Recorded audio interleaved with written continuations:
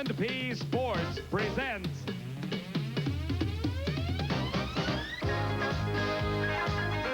the American Sports Cavalcade.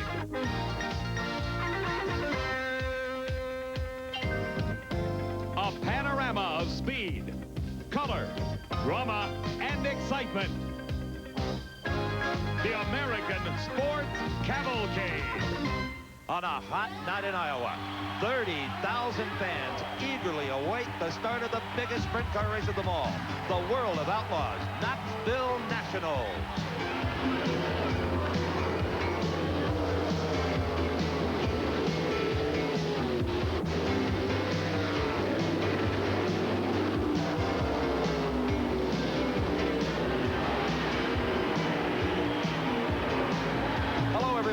I'm Steve Evans. You know, trying to tame this famous half-mile dirt track with a 1,300-pound, 750-horsepower sprinter is a little like, well, trying to tame a wild animal. Just when you think you've got it eating out of your hand, it steps up and bites you hard. But every year, the best in the sport come to try to bring this track to its knees. And also, some of the best and most vocal motorsports fans I've ever seen come every year. All of these seats have been sold out for weeks. Okay, now to bring us up to date on all the action we're going to see, here's my buddy, Brock Yates. Well, Steve, when it all began, over 100 of the finest sprint car drivers in the nation showed up at Knoxville in hopes of winning the most coveted title in all of sprint car competition. Most of them right now have no chance of that victory. But one of the men, who is a major favorite here, faced insurmountable odds in trying to gain his 5th title at Knoxville. On the first night of competition, he broke a fuel pump drive, which forced him way to the back of the field. And now the Wolf, Doug Wolfgang, faces a problem that many drivers don't envy. Doug, what exactly is the problem that you must surmount here to get to the your 5th title? Well, we broke that fuel pump drive, and we had to go through the non-qualifiers race and win that feature. And then after we got done winning that made us start, that gave us the 11th starting spot in the C-main tonight. So if I get 15-lap C-main, if I get through that first or second, I get the last two starting. I get one of the last 2 starting spots in the 22-lap B-main. And if I get through the 24-car B-main in 22 laps, I'll get the last starting spot in the A-main. And then I have 30 laps to try to catch those guys. So we're just kind of, our goal tonight is if we can get through the C-main, to get through the B-main and just start the A-main. That's our goal. If we can start the A-main, I think we'll be all right. Doug, you absolutely dominated competition last night. 3 unbelievably strong victories, and I would imagine you feel pretty confident about the race car tonight. Well, I was kind of disappointing when that fuel pump drive broke because we were ready and fresh, and we thought we were going to do good, and we had a good qualifying lap, and we were, you know, lining up for the main event, had a good chance of sitting on the front row of the final night here, and it just broke, and that's the way it goes. It disappointed us bad, and it disappointed me. I had some of the same problem last year, but that's racing, so we just have to go about it the best way we know how. Well, we know that'll be a great one. All eyes will be on you and number 18 tonight. Best of luck, Doug. Well, I hope we're going. Thank you. Okay, and now let's go to Steve with the start of the FRAM Dash. And that's a very special event, Brock, that pits the 6 quickest qualifiers for just 5 laps of racing. A $1,500 purse, including $500 to the winner. So this one is, you just got to make all the right moves and no second chances. No second chances whatsoever, Steve. Bobby Davis Jr. from Memphis, Tennessee. Danny Smith from Indiana. Steve Kinzer, remember him, the winningest driver of them all. Dave Blaney, Chris Eash, and Joey Allen. Joey, the younger brother of famed sprint car veteran Bobby Allen from Hanover, Pennsylvania. So 6 of the very fastest sprint cars in the world coming down 2 by 2 to take the green flag. 5 laps of the FRAM Dash underway here at Knoxville. And it is Bobby Davis Jr. in the blue number 10 car, the only Ford-powered machine of all the entries here at Knoxville, and he's in the lead. But here comes Steve Kinzer, the blue number 11 car on the inside. Right. Kinzer dives underneath Danny Smith to take over the 2nd spot. Kinzer in that famed blue and white number 11 that has won so many sprint car races from coast to coast. The winningest driver in the history of the World of Outlaws. Danny Smith hangs on to that 3rd spot, tenaciously trying to move in, but Kinzer breaking away, and now has his eyes set on that number 10 car, the Ford, the Casey Luna automobile, being driven by Bobby Davis Jr., who has about a 20-car length lead as they head down the back straightaway. Dave Blaney now challenging Danny Smith for the third spot, Steve, in the white number 48. And the track in superb condition tonight. You can tell just by looking at it. There's moisture, there's traction anywhere these drivers want to take these automobiles. The green stays out as we watch Danny Smith ride high up on the cushion, down the back straightaway. He's moved out a little bit on Blaney. Resisted that challenge by Dave, who tries the low side, but it doesn't work. So Danny Smith still in the third spot here as only one more lap remains in the FRAM Dash. And the real battle concerns that third position, number 57, Danny Smith, right there in the bright yellow car. And 48, Dave Blaney, the white machine. There is the winner, Bobby Davis Jr., number 10, the Ford-powered vehicle. Steve Kinzer finishes in second, and here comes your third-place finisher, Danny Smith, holding off the challenge of Dave Blaney. Bobby Davis Jr., the winner of the FRAM Dash, heading for victory lane here in Knoxville, Iowa. Convincing win, held off without any problems at all, apparently, the challenge of number 11, Steve Kinzer. And believe me, Steve Evans, anytime you can hold Kinzer off, even for 5 laps, that is an accomplishment. Bobby Davis Jr., though, shown a lot of strength here all week during the various preliminary races at Knoxville and has done a super job. So he is going to be a contender all night long and certainly has the best shot ever of winning his first Knoxville Nationals title. Remember now, Steve Kinzer has won 5 of them, 2 in a row, as a matter of fact, seeking his 3rd straight. And now, let's go to Steve with the winner.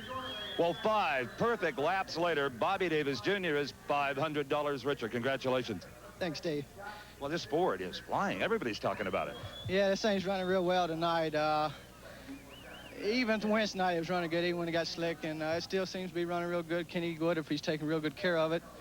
And just go see what happens later on. You're the first of the hot shoes to try the track. What do you think? Well, right now, it's just about one lane. You know, they got it pretty watered down, and the top's real greasy, the bottom's real greasy.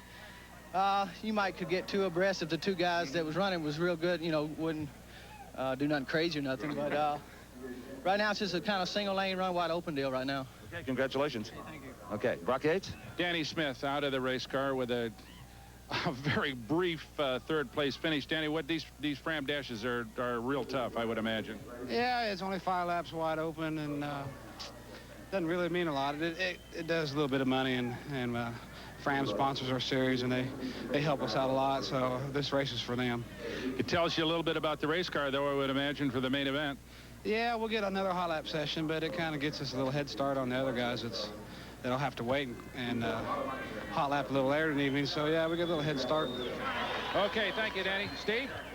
All of the drivers from the FRAM Dash are headed up into the grandstands with their helmets in their hand. They hope to fill those helmets with money to benefit a fallen comrade. Brad Doty, one of the brightest and best sprint car drivers of the modern era, was severely injured not long ago. He is paralyzed from the chest down. He has a young wife, Lori, 2 very young children, and a baby on the way.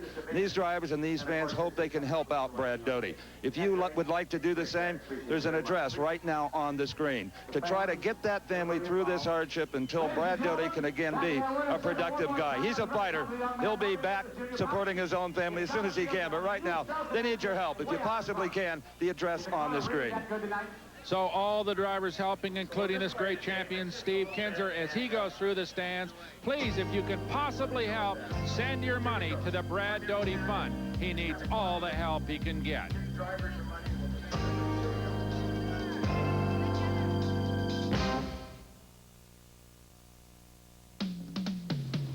We're back in Knoxville, Iowa for the Knoxville Nationals. I'm Steve Evans along with Brock Yates. And Brock, at this 10th anniversary of the World of Outlaws organization, it's fitting. They've got the biggest field ever and the biggest crowd ever for this, the Knoxville Nationals. And Steve, we've got a bunch of young men here hoping to advance through the evening toward the A feature. But right now, this D main will only permit 2 men to advance. Everybody else puts them on the trailers and heads home. It's a long, hard evening to advance. But hopes run high here as we watch the starter, Doug Clark, indicate 1 more lap before a start. But here's how the format works. 2 out of the D into the C. Then the top 2 finishers from the C go to the B. Then 4 of the top finishers come out of the B into the A feature. The rest of that field has already been set through earlier racing, qualifying, and points earned. And Steve, we'll get a look at Doug Wolfgang in the C main in a few minutes, because he, of course, is under that enormous pressure to advance through the field. But right now, we've got a green flag out. The D main is underway.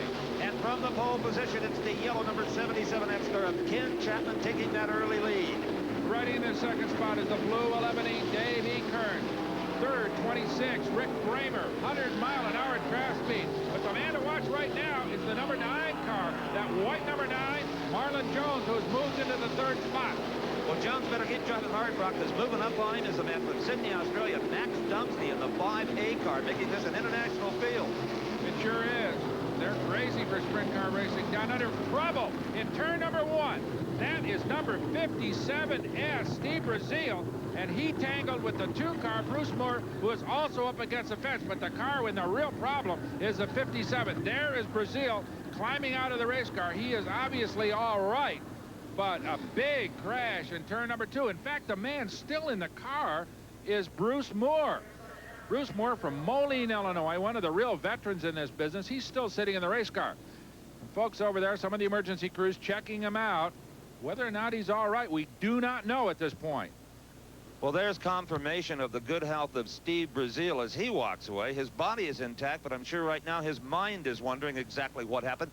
But, Brock, these are the kind of crashes you see, unfortunately, quite often in this kind of open-wheeled action.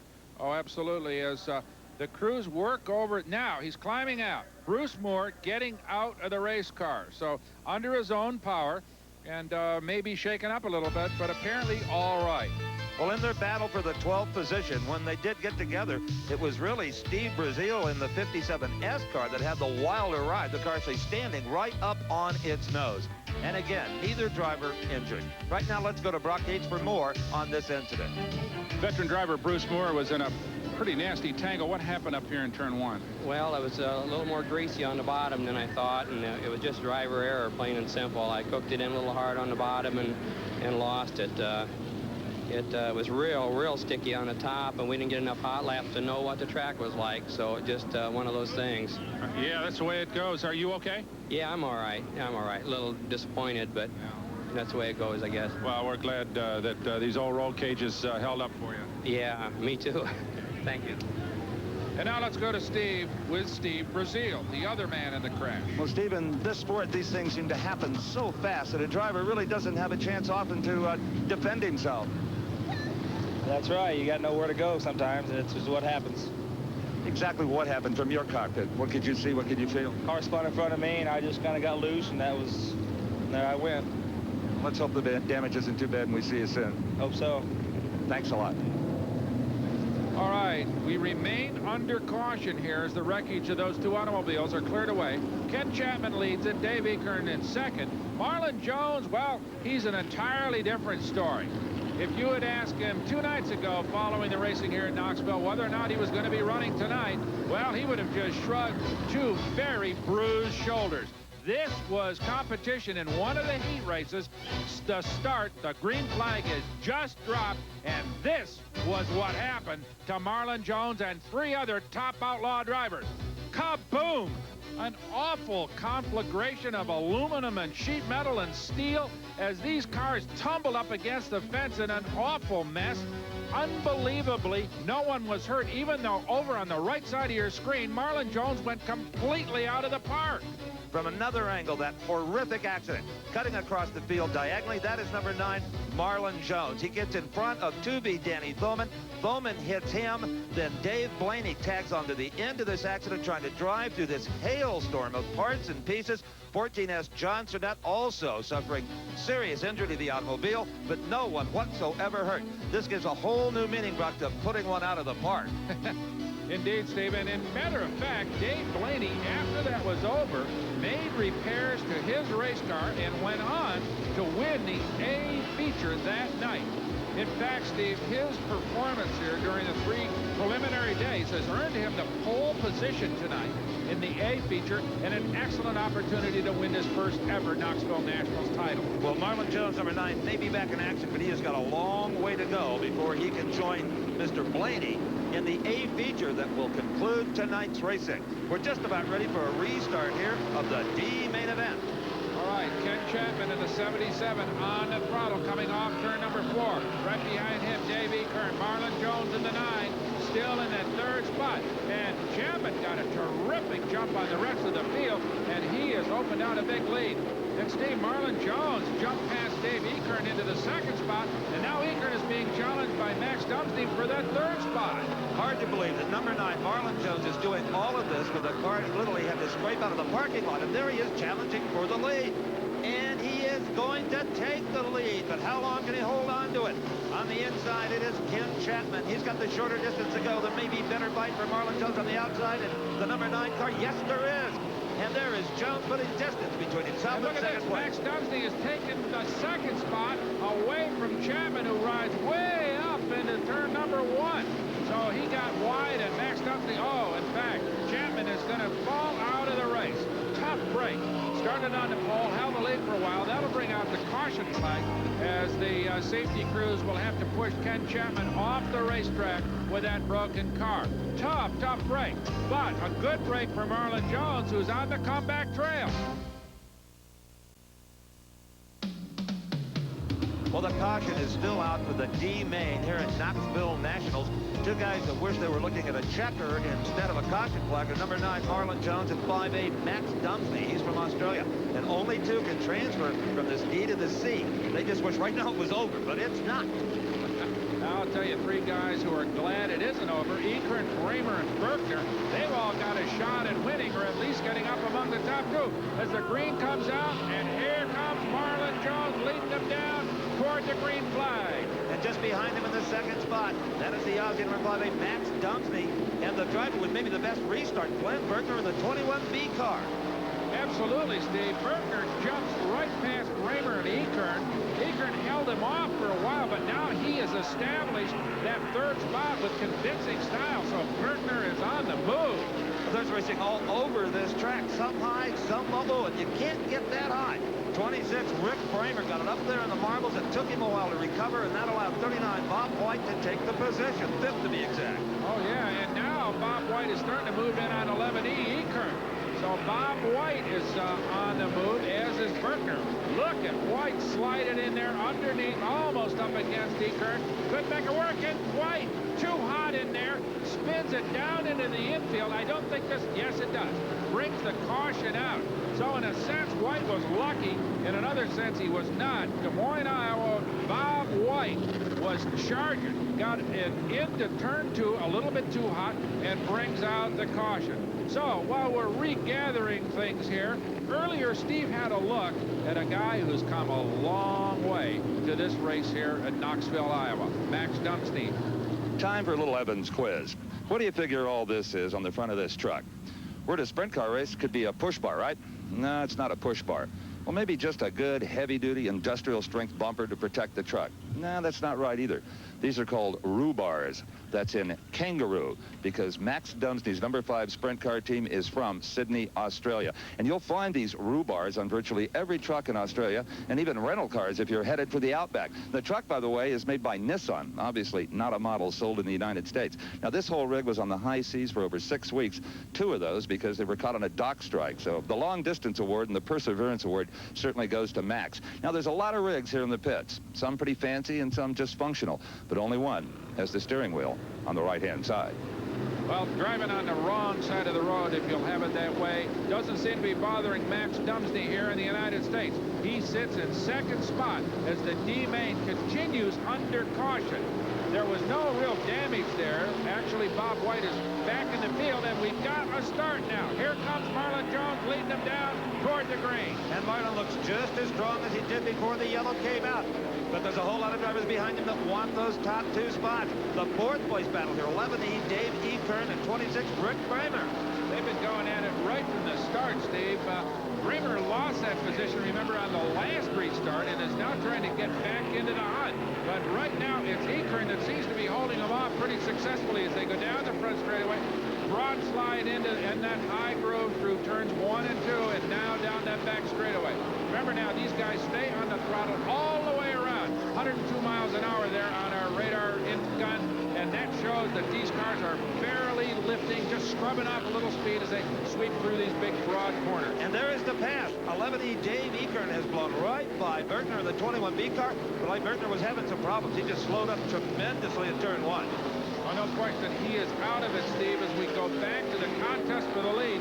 That is the number 9 car, Marlon Jones, successfully holding off the Australian Max Dumesny without apparent problems right now. There's the race for third. Dave EKERN in the blue number 11 also seems to be able to keep his major rival, Rick Bramer, at bay as those two race cars sweep through turns 3 and 4. And here is the white flag. They are on the last lap, and this is the D main. Only the top two go to the C main. Marlon Jones in the number 9 car has got to be the comeback kid of this event after that tremendous accident that saw him literally outside the arena. The car comes back and wins the D main. Well, that's your basic Cinderella story. I'd like to meet his body man. I'll tell you, that guy is some kind of talent. This race car was wrapped up in a ball 2 nights ago, and here he comes into victory lane, winning the D main here on the final night of the Knoxville Nationals. And here is the Wolf, Doug Wolfgang. Nobody has a tougher assignment tonight as they bump start that car. He will be at the back of the C main and has got to charge to the front, finish first or second to continue racing here at the big one, the Knoxville Nationals. As far as the results from the D main that we just saw, well, number 9, Marlon Jones, not much more we can tell you about him. He won it. Max Dumesny, the Australian, the 5A car, in the 2nd spot. They are the only 2 to transfer. Brock is right now with the winner. Well, Steve, I'll tell you what, this man is comeback driver of the weekend for sure. Marlon Jones went out of the park, as you recall, a couple of nights ago, came back and won it tonight, and you got to feel real good about that, Marlon. Good job. Well, thank you. I feel a little bit better about it. You know, we had a ton of trouble. First, we couldn't get the motor to run hard, and we got it a little bit better. It's still not what we want, but after all that's happened to us, my crew's just done a heck of a job. They worked all night the night we crashed, and you know, it's getting better. Now if we can just make it through the next event. Well, now let me ask you, is this the race car that you went out of the park with, or is this another one? No, we fixed the same one. Really, it only hit hard once, and I never twisted the frame or anything, so I'd like to thank Brian Schnee for that. But anyway, we used the same frame. We had another new frame, but we decided not to put it together. Well, you're a mighty lucky guy. The best of luck, Marlon. Steve? Well, Max, that long trip from Australia is starting to be worthwhile. You've earned your way into the C main. Good job. It's been a long way. We finally got the motor to run. Compare sprint car racing, if you can, in the States to down under. Very similar. All the cars are the same, but we run about 370 cubic inch engines against 400s, and we mainly run on quarter-mile tracks. And on a major race meeting, instead of having 150 cars, we have something like 60 or 70. Well, I've been to plenty of races here that had 60 or 70. When I was down there, they ran motorcycles, stock cars, everything on the same night. Yeah, always. Yeah, you have about 20 to 25 events for the night. And 4 of them are probably sprint cars. Well, we're awfully glad you're here at Knoxville, and good luck in the C main. No worries, thank you. All right, that's the man to watch from here on in. That is Doug, the Wolfgang, warming up for his charge toward the front here at Knoxville, Iowa. Stay with us. We'll be right back for the start of the C main.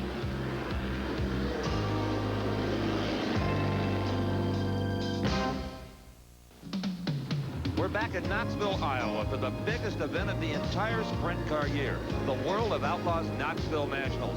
Some bad news for all of those of you rooting for number 5A, the Aussie Max Dumesny.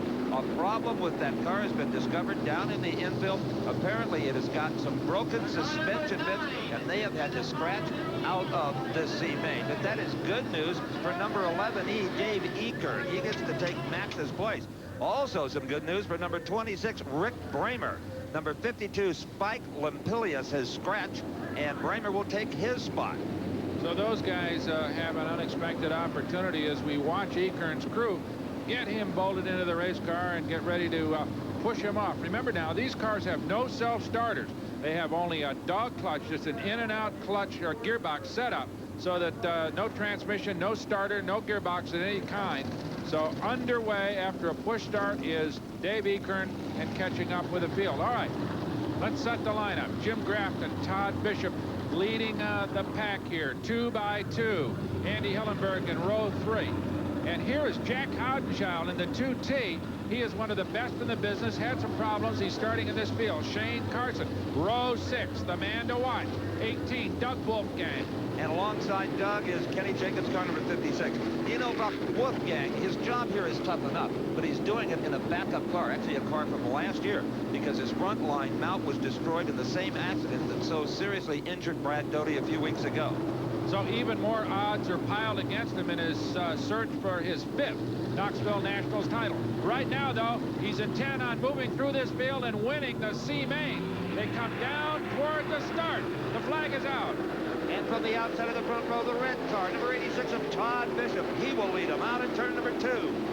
What a start. Everybody gets through this first lap apparently cleanly as we watch the white car right now. Bubak hold the lead. He'll take the first lap down the front straightaway, but right behind him, challenging, is the 5M of Andy Hillenberg. And it is number 18, Doug Wolfgang, already moving up through the pack. If he can get around, yes, he does. He gets by the 1J car. That puts him in the 8th position. But remember, Steve, he must get into first or second to advance into the next race. So it's a long way to go for Doug Wolfgang. But he's charging, and they're all, oh, look at this. We've got a blown engine coming down the front straightaway. That's 3B Jim Grafton up against, no, he does stay, keeps it off the fence, but he's definitely out, and we will have a caution. Now, this is an advantage for Doug Wolfgang. There is no chance at this point for the leaders to break out in front of him. It'll close the field back up and give the Wolf yet another opportunity to run down a few more cars. So as a crewman checks on that little engine fire in the Grafton automobile, let's remember, Steve, that another man who is making a major move toward the front is Kenny Jacobs in that red 56 automobile. He started beside Wolfgang in that middle row and has now moved in front of the Wolf. Yeah, Kenny Jacobs is now in 7th. If it were to end now, Andy Hillenberg and Rich Bubak would be the 2 drivers that would transfer. You know, suspension and setup is everything on these cars. Earlier, Brock had a look at Kenny Jacobs, number 56. There are dozens of different ways to change the handling characteristic of a sprint car. Of course, the most primary are the wing angles, the shock settings, the torsion bar settings. But there are 2 pretty subtle ways that you can also do it. One of which is called the rake. That is how you set the ride height of the race car. Now, on slow, really tight corner half miles and quarter miles, you'll find the race cars with an upward tilt.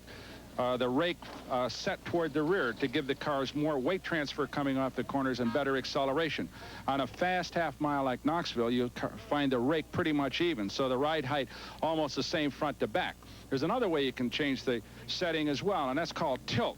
That's the vertical, on the vertical axis of the race car, you'll tilt the chassis a little bit to the left to give some weight bias on the inside of all the left-hand corners.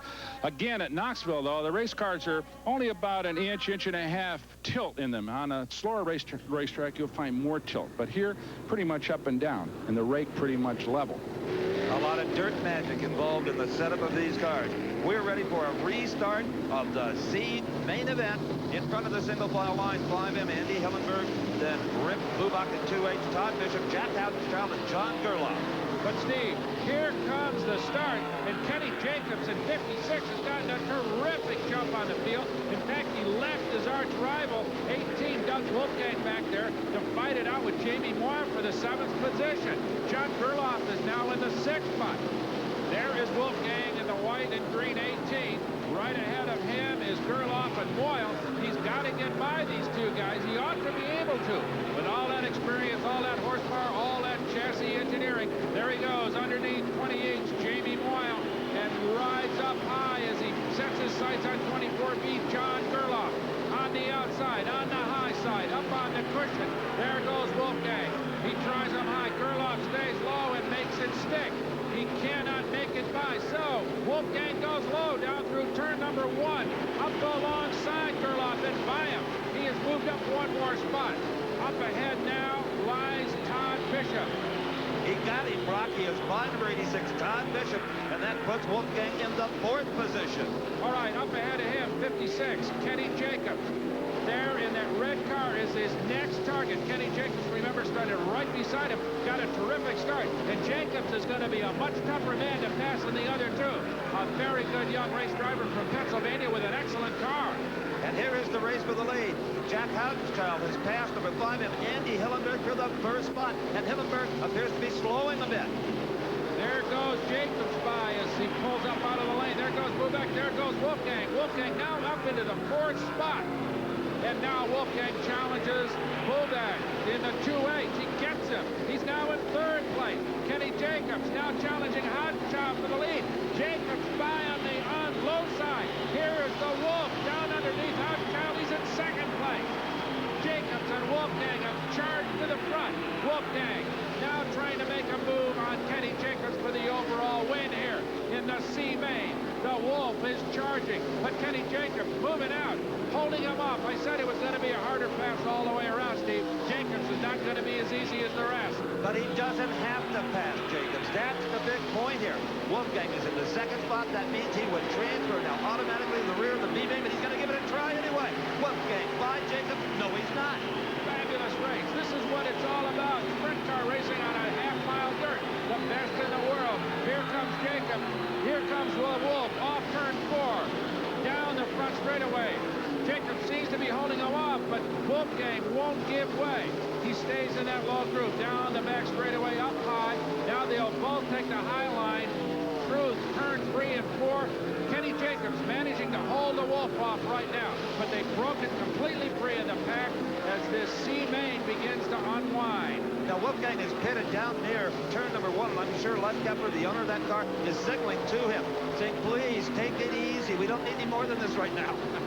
That's race driver's pride right now, though. Wolfgang would like to run down Kenny Jacobs if for no other reason than to just simply establish some kind of psychological dominance over all those other guys standing in the pit watching this race unfold. But right now, though, Kenny Jacobs is successfully standing off the challenge as they move by car number 52, Jordan Elbaugh, one of the lap cars, and they head down toward the final laps here in the C main.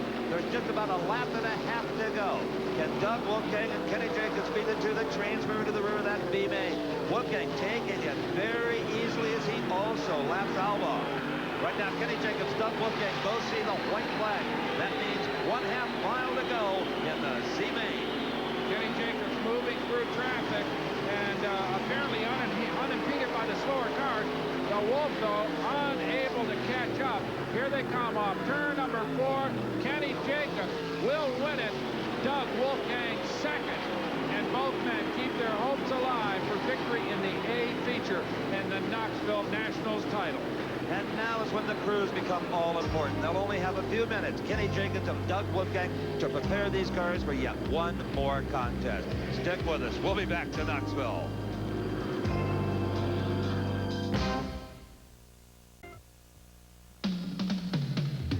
All right, here are your winners, Kenny Jacobs, Doug Wolfgang. As a footnote, Marlon Jones, who won the D main, finished 12th. He'll go no farther, but a good day anyway. And now let's go to Steve with the winner. We're going to let Kenny Jacobs stay in the car so he can get back to his pits as quickly as possible. Kenny, a great drive when you knew you didn't have a second chance. Yeah, that's for sure. The next race is going to be tougher, though. Oh, indeed, they get tougher as you go up the ladder. Where will you start now in the next? At the back? About 20th, I guess. Oh, boy. Go take a break, get your breath. The crew will go to work, and we'll see Kenny Jacobs a little later on. Brock? Doug Wolfgang's crew hard at work on checking the stagger on the rear tires. Doug, just a quick word. Were you happy with the way the car worked? I'm a little tight right now. I need to loosen up a little bit. Okay. I'm too tight on the approach and too loose coming off. But we did advance, so that's what counted. Right. Okay, good luck. Okay, Doug Wolfgang, a very intent young man right now as they work on the number 18 Sprinter, getting it ready to go right back out on the racetrack. A big crowd has gathered around the Wolfgang pits. They know how much is at stake for him. This is the Jack Haudenschild pit. Now, Jack is an alternate starter in the B main. He finished 3rd in the C main, but he cannot start unless one of the designated starters cannot answer the call. Well, this crew for Jack Haudenschild is continuing to work on the 2T. If they don't automatically go into the B main, they will be an alternate, and they're going to be ready. And I know, Jack, for you, the pro that you are, the experience you have, to not do real well here at Knoxville is a real heartbreaker. Yeah, it is. You know, we just been having trouble all week, and we got a new motor, and we got a little problem with it tonight. You know, we start far back in the B now, and I don't think we're going to be able to run the A. You know, if you don't start out good right off the bat, you know, you're just kind of done for right on, you know, for the rest of the night. We'll be pulling for you. Thanks. Thank you. And this crew is working very hard and very fast because they have heard word that possibly Devlin Polkinghorne, car number 1R, is having some problems, may not be able to start the B main. And as we said, if that indeed happens, the first alternate is their man, Jack Houghton's child. So, with that all happening, let's again check in with Brock and see what's going on with the Wolf. All right, here comes the 18 car, Doug Wolfgang, on board. And his job is this. He is starting 22nd on the grid, or on the starting lineup. He must finish in the top 4 to advance to the A main. So there goes the crew of the 18 car. Wolfgang very intent. They think they've made the correct chassis changes to loosen the car up a little bit. And the wing angle being checked now as the car goes down pit lane and heads out onto the racetrack. This is a do or die moment for Doug Wolfgang. Steve? Well, it's the old bad news, good news deal for Jack Houghton's child. It was good news when he heard that Devlin Polkinghorne had scratched out of the B. That means he would have moved forward. Bad news, however, when a crew took off the valve cover on the left bank of the Chevrolet engine and found broken rocker arms. They, too, have now scratched. Tough break for Jack Houghton's child, but right now, all eyes in this place are riveted on car number 18. He's getting underway for the B main. Can he carry on, reach the A main, and win his 5th Knoxville Nationals title? Stay with us. His quest continues.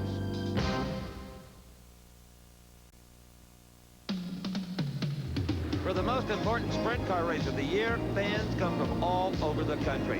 And here's a young man that would like to say hi to the folks back home in Tulsa, Oklahoma, a major sprint car town. Well, Brock Yates, we are just about ready for the start of the B main. Right, Steve, and the number 18 car that we've been watching, Doug Wolfgang, is now 21st because 1R Devlin Polkinghorne, as you reported, has scratched officially, and now 2H Rich Buvek is in the field. There are 22 cars that will start this race, and as we said earlier, 4 will transfer to the A main and therefore will qualify or at least have a shot at winning a Knoxville National title. There is Leland McSpadden, Steve Butler, the USAC driver, Mark Schaefer, Tommy Estes Jr. We've seen him run, a good runner. Joe Garrity, the engine building family from Indiana, Rick Unger from Indianapolis. Good field. Kenny Jacobs, we just saw him win. He's in the 56. Right behind him, Doug Wolfgang on the back row, though. A long way to go for the Wolf, believe me. This is one of those races that if you're a fan of the grandstand, you kind of wish you had 3 eyes. You know, one in the front, one in the middle, and one watching the Wolf in the back. All right. They're coming off turn 4. The green is out. We've got to start. The B main is underway. And Randy Turner leads them down into turn 1. And there's a tangle up against the fence. It's Joe Garrity in the 7TW and John Barger in 66. But they keep going. No yellow. And already, Doug Wolfgang has moved up into the 19th position in less than 1 lap. He's closing in on Tommy Estes Jr. in the 97 and 21 Mark Schaefer. So the Wolf, there's the 97 of Estes. There's Wolfgang in the white number 18 down the back straightaway. He's going to take Estes low. At least he's going to try to. There's a big jam up going through turn number 4. The Wolf threads his way through, still trying to run down Tommy Estes Jr. into turn number 1. The Wolf goes high. He gets around Estes on the outside. Up ahead of him, number 21. That is Mark Schaefer sitting in the 14th spot. He is by him. 7X is next to fall. Terry McCall for 13th place. Now he closes in on 21N. Jason McMillan in the 12th spot. The Wolf is charging. But now Doug sees in front of him Kenny Jacobs in the red 56 car. The man he could not pass to win the C-main a little earlier on. And here is the race for the 2nd position. That is 23, Greg Woolley, 3T, Terry Gray, and 20, Randy Smith. At 3T, Terry Gray and Woolley going at it for the 2nd spot. Well, the Lone Wolf has now passed 56 Kenny Jacobs. He's in the 11th spot, and he's closing up in the car with a 5 on the wing. 5R Rick Unger. Unger is in the 10th position, but they get more difficult as you move forward, Buck. They should anyway. That's right, Steve. Theoretically, the fast guys are up near the front, as the Wolf, though, cannot right now reel in Rick Unger. Unger, an experienced race driver and a pretty good race car. Right now, though, the Wolf moves on the outside down into turn number 1. Takes the high side. Unger down low. Unger holds him off as they head down on the back straightaway, and they move in on 91, Leland McSpadden. He Rick Unger. He advanced one spot, though. Unger holds him off. There's Rick down the front straightaway. There's the Wolf up high. There's Leland McSpadden in the 91 car. The Wolf on the move. And here's the driver he ultimately hunts, the leader, 10R, Randy Turner, about a quarter of a mile in front of Doug Wolfgang, but that is shrinking minute by minute. And here is Wolfgang still trying to hunt down the very stubborn Rick Unger as they sweep off turn number 2. Wolfgang tries Unger on the outside. He's going to take him up high if he possibly can. He is by, finally, past Rick Unger and moves into the 9th spot. And next in front of him will be Steve Perry. Perry from Dallas, Texas, sitting in the 8th position. Here comes, he's got Perry.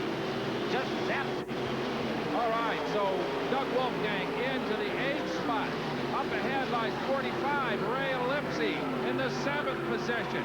So the white 45 falls. Now the next target is the red 1B, Steve Butler, the USAC ace, and he's underneath him. So he has moved into the 6th spot. And before you take a breath, he's liable to be 5th as he's closing on the green 3T car of Terry Gray for that position. There's the race for 2nd. 20, Randy Smith at 23, Greg Woolley. The halfway, the cross flags being shown here. So we've got 11 laps left. And he just went right around 3T of Terry Gray. The Wolfgang is now in 5th position, and that's Kenny Weld in front of him, the 94 car in 4th spot.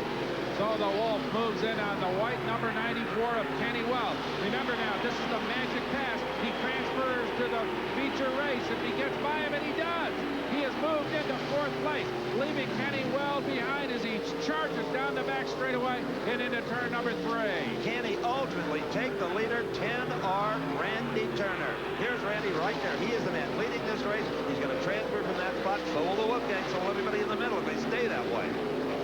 Okay, we watch Randy Turner in that pretty orange and white, number 10, and here's the Wolf down, barreling into turn number 3, broad sliding off the corner, using all of his 750-odd horsepower all the way around this track, flat out, hard on the throttle. The Wolf up high on the cushion, up ahead, the 1st, 2nd, and 3rd place automobiles, and right now he's got all-out victory in his mind, Steve. There again is our leader, 10R, the orange and white car. That is Randy Turner. Randy can, I'm sure, just feel Wolfgang coming, or tell by the crowd reaction there's something great going on behind him. Wolfgang staying high still, but trying to carry as much speed as he can down the straightaway. The fans are just crazy. They're loving this as we watch the Wolf make his epic charge toward the front.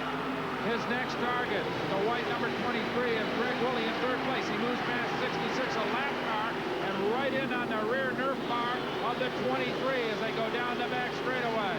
And he's just looking for an opening here. Rocket, he's got a try ball. What a move. Wolfgang just reacts so very quickly. You can see the car on and off the suspension. He uses the brake and the throttle alternately. So there is Wolfgang up high off turn number 2, and he now is in the 3rd spot.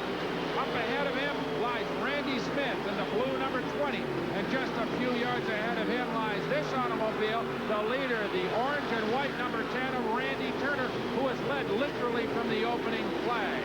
Number 20, Randy Smith, gets way up high. Wolfgang seizes on that opportunity.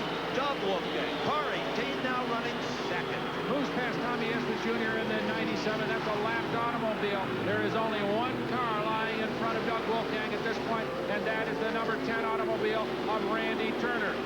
Through it all, though, Turner has moved out to about a half a length lead. I don't know in the closing laps whether or not Wolfgang can run him down, but he has succeeded in making his mission. That is the A feature. He will get into that no matter what, presuming he can finish this race. As Doug Wolfgang sweeps down into turn number 2, we have but 2 laps left in this race, and Doug Wolfgang has been the whole show. Here he comes, sweeping down low through turn number 3 and 4, down the front straightaway. About 20 car lengths ahead is this man, Randy Turner, the leader, who takes the white flag. We have 1 lap left. 1 lap for Doug Wolfgang to reel in the leader and to finish what has been an epic drive. And Brock, we've got a caution flag out. There is Leland McSpadden, car number 91, off the racetrack, bouncing around in the infield. Car number 66 also has a problem. That is John Barger. That has brought out the yellow. Now, under outlaw rules, you can't finish a race under yellow. In fact, those laps don't even count. You have to come back, restart it, and have 2 good green laps. What a shootout. Suddenly, Randy Turner in car number 10 is under the gun of Doug Wolfgang. We have 2 laps left after the green flag falls in the B main here at Knoxville, Iowa. Remember, Doug Wolfgang started at the back of the pack, has worked his way all the way to second place, appeared to settle for second as the white flag came out, and then a caution came. So, under World of Outlaw rules, we have to run 2 green flag laps. That will give Doug Wolfgang the opportunity to get by Randy Turner and perhaps win this race. You can be sure that Randy Turner is not going to let him by without a fight. We've got a green, and it's already Doug Wolfgang challenges for the lead. And Randy Turner did not want to give that up. He's still not going to give it up because the man who wins here will start 1 position further in the A feature to come. Will it be Wolfgang or will it be Randy? They bump down the back straightaway. They touch wheels. That's a dangerous thing to do in these race cars. That is Wolfgang's car owner, Les Kepler, watching intently as his man takes the lead and is headed for the final lap here in the B main at Knoxville, Iowa. Everybody in the place is on their feet, cheering home this man, Doug Wolfgang, Sioux Falls, South Dakota. Kepler down, watches his man down the front straightaway. Off the final corner. He takes it, the checkered flag, he wins it. Doug Wolfgang wins the shootout at OK Corral in a used car. The backup machine has done it for him. And Brock is right now in 18th pit. Okay, now the Wolfgang crew gets ready. Here he is, coming into the pits and out of the race car. And immediately, Les Kepler and crew are in there to try to debrief Wolfgang and find out exactly what they can do to that car to give him maximum chance in the A feature. Wolfgang wins it. Wow, what a show. Randy Turner second, Randy Smith in the 3rd spot, followed by Unger. Those 4 transfer. Greg Woolley just came up a bit short in the 23 car. The man who beat Doug Wolfgang in the C main, Kenny Jacobs, came up in the 6th position. Let's go back to Brock. Okay, let's have a quick word. Doug, onward and upward. We're digging. That caution helped a little bit, but moved you up 1 more spot on the start. I believe we were second anyway, so we were qualified. It didn't really matter if I won. But we're digging. We made our goal. Now we'll do what we can do. Beautiful. Okay, we're with you all the way. How's the race car working? It's right now, it is tight. I mean, I feel good. I just wish we would have got qualified right and got started near the front. Thank you. Okay, best of luck.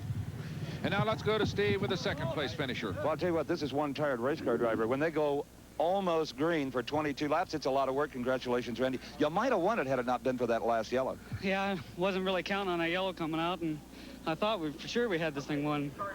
And the yellow come down makes you get a little worried because I seen the scoreboard and noticed Wolfgang was behind us, so I knew I was going to make a run for the money. That certainly was the cleanest race of the night. A lot of good heads-up thinking going on out there. Well, thank you.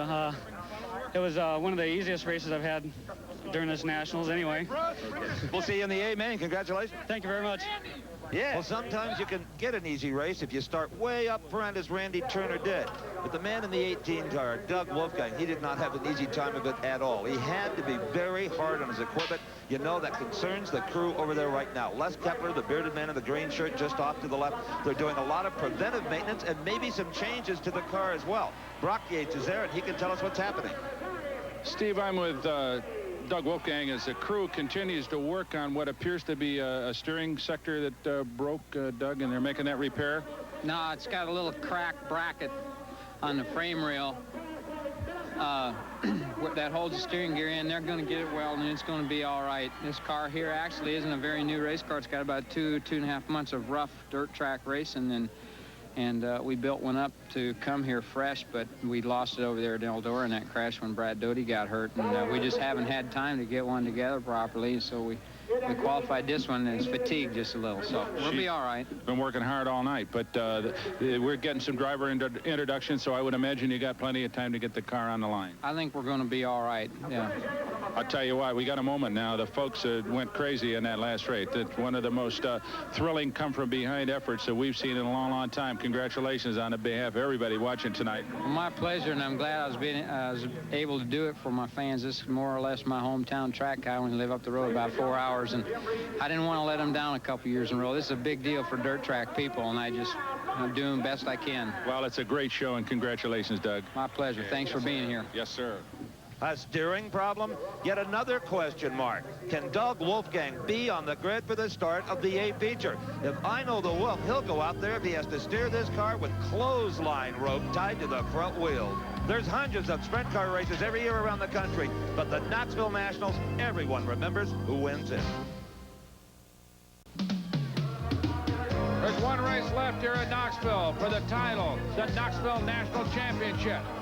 The crowd's ready, but let's meet some of the top guys who are going to start in this race, including the one man on the pole who overcame the greatest odds. As we showed you earlier, it was an incredible accident. At the start of a heat race, it happened right at turn number 1.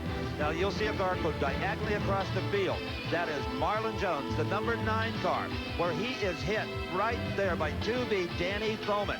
They then gather up 14th S. John Cernette, and Dave Blaney, the man who sits on the pole tonight, had to drive through what looks like a nuclear explosion. He kept the car right side up. Major damage was to the wing and the suspension. He went on that night to win the A main and the right to start on the pole today. And here was the moment 2 nights ago. One of the most satisfying checkered flags in Dave Blaney's career. Earlier tonight, Brock had a talk with a man in a 48 car. Steve, the man is going to ride this beautiful white number 48 around in the pole position for the start of the Knoxville National title is Dave Blaney. And you've had a beautiful week so far. Dave, how do you feel that your luck will hold to carry out to the final victory? Well, we feel pretty good right now. The crew feels good. I got my car all fixed up, and it seems to be operating pretty well. We got a hot lap here in a little bit, so we'll find out. But we feel like we got a good or better shot than anybody. You're obviously there's no holding back on 30 laps. You just got to truck all the way, jump off the pole, and get a hold on to the lead, I would imagine, from flag to flag. No pacing yourself here. No, these races, you know, it's 30 laps, and it might only last 10 minutes, so you got to pretty well get it done and get it over with. Well, we'll be watching and wishing you the best of luck. Thank you, Dan. Okay. Steve? If there was pari-mutuel betting allowed on sprint cars, I have a feeling the number 11 car with this man, Steve Kinser, aboard would be about a 2-to-1 shot, maybe even money. That's how much confidence the fans around here have in you making it 3 in a row. What do you think? Well, they got more confidence than I do. I don't know. We've been out, haven't felt real good, but the track has changed a little bit, and we've had our car set up for the change of the track, so it's hard to tell whether we're right or not until we get out there and let the track sort of come to our setup, and then we'll know if we hit it or not. That's the main thing. I watched you a second ago, and you walked out physically and looked at the racetrack. What did you see? Well, I'm just sort of watching some of the seeing how the moisture's holding up on the bottom, and watching how far the cushion's moving up. Right now, it's sort of a nip and tuck groove between the top and the bottom. There might be a chance that one corner will be a little faster on just the bottom and one on the top. Right now, I'm just trying to get some idea in my head what lines I'm going to run the first few laps to try to make 3 or 4 good laps to get things strung out a little bit, and then I can start working around a little bit. As you well know, there's some hungry young drivers out there looking to gun you down. Good luck with them. Thank you. Okay. Brock? Steve, I'm with Danny Smith, who's going to start on the inside of the second row. First of all, Danny, is this the best start you've ever had and a shot at winning the Knoxville Nationals? Yeah, this is definitely the best year I've had here. Got to feel good about it. How's the race car set up after hot laps, and how do you feel about the whole deal? Well, the Nash brothers got me some real good equipment. We got a fresh motor, a brand new car. We run that dash deal and felt okay, a little bit too tight, so kind of just going to hot lap the car like I was in the dash, and since the track's going away a little bit, see where we're at. Will you sit back for a while or try to run right up front right away? Well, it's, you know, 30 laps, you sit back a while, there's going to be 3 or 4 guys drive by you, so. Okay. Really have no plan, because it seems like your plan backfires when they throw the green, so you just got to go by the seat of your pants. Lap by lap. Okay, good luck, Danny. Best of luck. Okay, thanks a lot. For sure. Steve? Well, the Ford fans only have to look to the outside of the second row, the blue number 10 car, Bobby Davis Jr., because that is the only Ford to hold off a whole bunch of small block Chevrolets. It's running well. We saw that in the FRAM dash. Yeah, it is running well. I'd like to thank Casey Luna Ford for sponsoring the car and giving us the opportunity to run the Ford, and we sure are proud of it right now. Let me ask you something. When you're out there in close quarters, where do you look? Are you trying to look a straightaway ahead? Or just where does a sprint car driver look? Well, mainly you look straight away ahead, or trying to look, as soon as you exit the corner, you try to look in between the next two corners if you can. You know, you definitely want to run a race ahead of where you're running instead of your front tires, and maybe you can see what's happening in front of you. And you have to drive a little bit defensively. You do with these guys. you know, it's not bad or nothing like that. You just have to go flat out for 30 laps and try to make the right moves at the right time. Those interviews done earlier this evening as everybody is on the racetrack warming up except for one man, the 18 car driven by Doug Wolfgang. They've repaired the steering bracket. He's underway. We'll be back for the start right after this.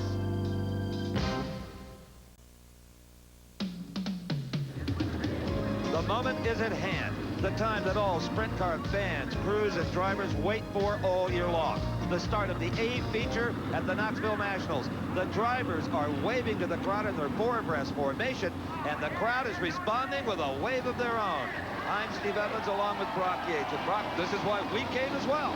It sure is one of the most thrilling moments. Always this World of Outlaws traditional four-abreast pace lap is a thrill, but when you know that as soon as the green flag drops, out of this field will come a Knoxville Nationals champion. Dave Blaney, Steve Kinzer on the front row, Danny Smith, Bobby Davis Jr.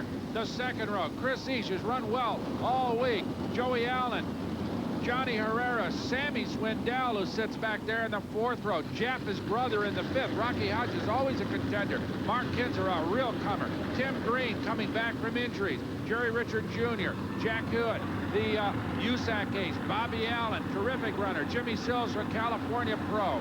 What a field. Some of the finest, perhaps the best. And there is Doug Wolfgang in row 11 beside Randy Turner, the man that he bested in the B main. Doug Wolfgang starts in the 21st position.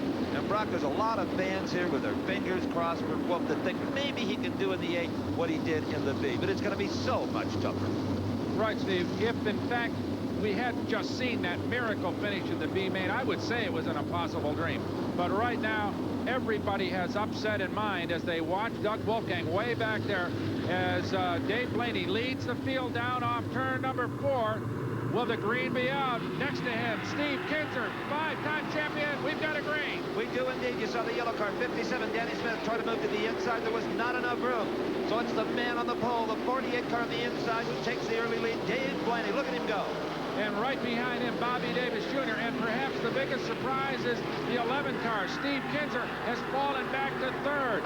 But no, he won't accept that. He charges past Bobby Davis Jr. back into the second spot and tries to move in on the leader. And already Doug Wolfgang has one notch in his gun. He has passed 77 Mike Brooks and moved into the 20th position. Oh, Doug Wolfgang, a long road ahead. There is the number 11 car, Steve Kinzer. There's Bobby Davis Jr. And sitting back there in that third spot is the 57 car of Danny Smith. Doug Wolfgang, again, he is closing in on Jack Hewitt, number 23S. And that is for the 14th spot. And he makes it work, Steve. He has passed Hewitt and now past 14, Tim Green. He's moved into the 13th spot and begins to challenge Rocky Hodges in 12. Well, certainly the steering problem has been fixed on the 18 car. There is Wolfgang going low under the 3 car of Rocky Hodges, and he accelerates away from him. So he is now in the 12th spot. Doug Wolfgang now challenging Donnie Kreitz for 11th. Right up ahead of him is Donnie Kreitz in the blue 69K. Can Kreitz hold him off? That's the big question. So far in the last 2 races, nobody has held off Doug Wolfgang. And there's a terrific race for second here. Dave Blaney leads it, but the race for second is Steve Kinzer trying to make it 3 in a row. The blue car goes high there. With the 11 on the way behind him is the blue car, the Ford of Bobby Davis Jr. They are currently lapping the red, white number 5 car of Rick Undiger. There is Steve Kinzer going through turn number 4. And right behind him, Bobby Davis Jr. in the blue 10. And there is the leader, Dave Blaney, in the 48 car. He's got a bit of distance between himself, Steve Kinzer, and Bobby Davis Jr. He just hopes he can hang on to that. Well, that is Blaney now with a relatively clear track. But with all these race cars on a half mile, there is no room for error. You're always in traffic. You never really clear. Even though you're the leader, you never really have a clear racetrack ahead as he moves by Randy Turner in the red number 10. And with all those cars out there, the speed is slowed down a little bit. Going into turn 3, 96 miles per hour. That lap on Dave Blaney. Right, the racetrack getting a little slicker, a little harder, and also with all that traffic, we're not seeing the big 110, 115 mile an hour draft speeds down the back straightaway. Now in the last lap, number 11, Steve Kinzer has made up some ground on the leader, 48, Dave Blaney. 10, Bobby Davis Jr. still in that third spot, and he is closing in on Kinzer. It's tightening up front. Right, all those 3 cars, they have been the only ones that have really contested for the lead right from the green flag. But look at Doug Wolfgang. He is now dicing with young Johnny Herrera from Albuquerque, New Mexico. The 4A, the red car, he is by him, using lap traffic to help him. Beautiful pass, right past Chris Eash in the 17E, and 4A, Johnny Herrera flew right by him. That puts Wolfgang in the 7th spot. Up ahead of him, Joey Allen, the 7C, riding in 6th. That is his next target for tonight. Meanwhile, up ahead, Dave Blaney in the white number 48 continues to hold on to that first position, holding off the number 11 car of Steve Kinzer and the number 10 car of Bobby Davis Jr. Actually, Bobby Davis Jr. has gotten around Steve Kinzer in the 11th car. It is now the Ford, the blue car. Bobby Davis Jr. high there. You see him tucking in behind Blaney. There are your 3 leaders. Blaney 48, Davis 10, Kinzer 11. I'm surprised, Steve, that Kinzer has not shown more muscle in the early going. He normally likes to go right to the front. I don't think he's showing any kind of pacing here. I think these other 2 guys are quicker than he is. Maybe they've got a better setup tonight. Well, he also told me, Brock, that he was setting the car up and going to let the track come to him so that his car would be ready for the last half of the race. That is the awesome experience that he and car owner Carl Kinzer bring to this sport. There is Wolfgang. He's now in 5th, chasing number 1, Sammy Swindell from 4th place. Mark Kinzer is in the 6th spot. And this bare-knuckle fight for the 2nd position goes on between number 10, Bobby Davis Jr., the blue car, and Steve Kinzer in the number 11, another blue car. The darker machine on the inside. As they sweep around this half-mile oval, you can see Kinzer. He just about lost it. He got off the throttle, and that lost some ground for him. So Dave Blaney continues to lead it, holding off both Bobby Davis Jr. and Steve Kinzer as they head down into turn number 2. And still, it's Doug Wolfgang having his problems with Sammy Swindell, the black number 1 car. Sammy will not be passed easily. He also has a good setup, apparently, riding up high on the round. Well, it's all distilled down to 5 of the very best sprint cars and the drivers in the world right now. Blaney, Kinzer, Davis, Swindell, and Wolfgang, all riding up near the front, all hoping for victory, and all having potentially victory in their hand. All Wolfgang needs right now is a caution flag to close this field down and to get up among the leaders. Okay, continuing to lead is Dave Blaney, but back in that 4th position, it is still Sammy Swindell and Doug Wolfgang starting to apply some pressure now. Wolfgang goes down low. Look at that car handle. Swindell has 4 speed coming out of the corner. That keeps him even or a car length ahead. But the next turn it may be a different story, as Wolfgang has the short way around the racetrack. What a race between 2 of the best in the world. And look at this. That is Bobby Davis Jr., who moved by Dave Blaney in a quick move, and then Blaney recovers to retake the lead. Just incredible racing. Just what the fans expect from the Knoxville Nationals. That is Dave Blaney down low. Bobby Davis Jr. up high, up on the high side. There is no cushion now. It's right up against the fence. It's a smooth racing surface all the way around this Knoxville half mile. As we watch Bobby Davis Jr. take Blaney one more time. They're in traffic. They're charging through a massive slower automobile. Kinzer now moves in on Blaney. Kinzer down low through turn number 2. He takes both of them. Blaney and Bobby Davis both fall to the number 11 driver. Steve Kinzer has the lead. It's when you get into traffic like that the genius of Kinzer, the experience shows. Look at Bobby Davis Jr. trying him on the outside, but he gets too high. Kinzer has the better line. Kinzer puts a little distance between him and the 2nd place driver. Dave Blaney is now hammering right on the back of Bobby Davis Jr. Steve Kinzer, notice, is taking the low line way down low as the 2 other drivers try the high side. Dave Blaney in the 48, Bobby Davis Jr. both chasing Steve Kinzer. And there is Randy Smith in the 20 car. Bobby Davis Jr. has to go way high to get around him. Will Randy Smith be a factor here in that he gets a little bit in the way and slightly balks? Now Dave Blaney trying to get around him. The white flag is out. Only a half a mile remains. Doug Wolfgang still in that 5th position. Sammy Swindell in the black number 1 car has not been an easy one to pass. But up front, it is Steve Kinzer, Bobby Davis Jr., and Dave Blaney, all fighting for the Knoxville Nationals title. And it's going to be Steve Kinzer for the 3rd year in a row. And the fight continues between Swindell and Wolfgang. Swindell will hold him off to take 4th place. the number 11 car, Steve Kinser, his 6th Knoxville Nationals victory. And Brock, he is still sawing on that steering wheel, maybe taking an insurance lap. In case anybody miscounted, there's $30,000 to the winner of this race, and that will go into the bank account of the man that wears at number 11, Steve Kinser. What a drive, what a race overall. We'll be back right after this to talk to Steve and the top finishers.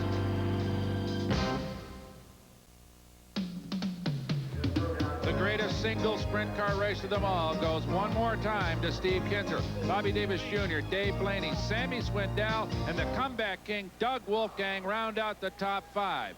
Finishing in 6th spot, Mark Kinser, Joey Allen, Danny Smith, Jimmy Sills, and Chris Eash in the 10th spot. And now Steve Evans is with the man of the hour in victory lane. Steve Kinser, for the 3rd consecutive year, has won the Knoxville Nationals. Last year, it was a bit of a cakewalk. Not this time. What a race. Bobby Davis Jr. right there. Dave Blaney was right there. It was incredible. Oh, I tell you, I just started picking the bottom up there coming off of 2, and actually they got to racing a little bit and started missing the bottom, and I fell back and started catching it, and we just got to slip by there. You know, you told me before the race you were going to let the track come to you. About lap 15, it came to you. Well, we started going a little bit better. I don't know, I was trying to pitch a car off a little bit too tight. There actually was a middle groove in it, and I wasn't running it. But who cares? We come away, we got this Coors Light car, number 1, and that's all that matters. Oh, boy, what a race. Let's see if Brock is caught up with Doug Wolfgang. Okay, as Doug Wolfgang carries on with a mob of autograph seekers here, and well-deservedly so. Doug, super effort. I know that it got to be a little disappointing, but nonetheless, it was an absolutely incredible comeback. And well, heck, we ain't even really disappointed. We were disappointed earlier in the week when fuel pump broke and looked like we had absolutely no chance to do anything. And only thing we could do was come on a non-qualifying night and give it our best shot. We were lucky enough not to blow up anything else, flatten any tires, have any trouble. We didn't hit anybody. We got through the whole deal on Friday night. We got through the C, you know, no trouble in the B, you know, it was trouble, but, you know, no mechanical problems.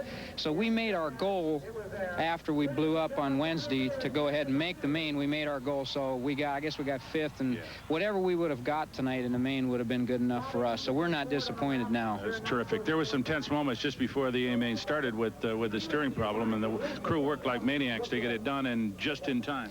Well, I tell you, these guys really did work hard. They, this Kodiak Mobil 1 crew did whatever I asked them to do. And, you know, sometimes I ask them to do the wrong things, and it's not their fault. So it'd be more, you know, trouble we have probably be more my fault than anybody's. But if I can tell them the right things and you know, they can interpretate them right, we're usually in there, and they did a super job tonight. Well, I'll tell you what, they say sprint car racing is the most competitive racing in the world, and I think men like you definitely proved it tonight. We're all proud of you. Thanks. I'm proud to be part of the sport, and thanks for being here. Yes, sir. Thank you, Doug. Well, our congratulations to Steve Kinser, Doug Wolfgang, and all the Outlaws. As for the 28th year, the Knoxville Nationals has proven to be the #1 sprint car race in all the world. For Brock Yates, I'm Steve Evans. Thanks for joining us. The executive producer for American Sports Cavalcade is Harvey M. Palish. Produced and directed by John B. Mullen. Promotional consideration provided for and a fee paid by the Style Auto World Championship Team, the nation's premier source of fast lane fashions. Style Auto, the champion's choice for the style of your life.